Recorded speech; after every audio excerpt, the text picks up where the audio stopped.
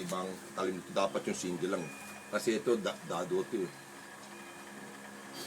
Yan. Kasi ito, ginamit ko para ano, halimbawa ito yung dadaanan ng lagari. Kung ano sukat lalagay mo dyan, siyempre, sasanggar to. Dito yan, no. Halimbawa, gusto mo ng kung anong lalagay mo, halimbawa 20 o 18, sinukat mo. Halimbawa, 10, hindi yan nandun sa 10. Siyempre, lapisan mo, 10 yan. Halimbawa, hanggang doon 10. Siyempre, lapis ko ito. 10. Yan, dito yan. Halimbawa, ganyan, 10.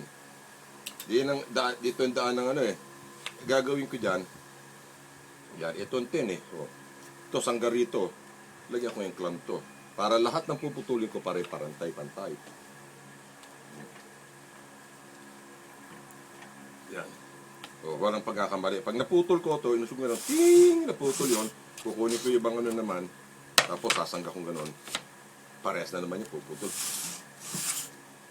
Pantay-pantay ngayon. Iisang klase lang.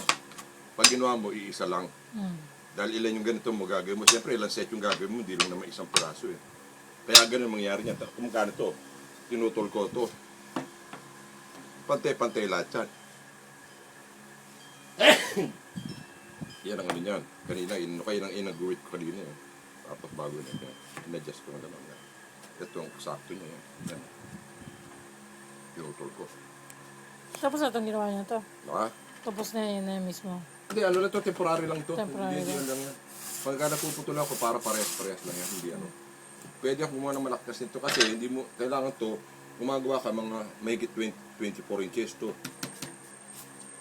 Para pag kahit na naputulin mo, tapos mahaba ito, hindi na ako maglalagay ng adapter ng ganito. Ito, inuusod. Inuusod lang yan, kung anong haba. Para pagputol, pantay-pantay. Style dyan! Alit na yan!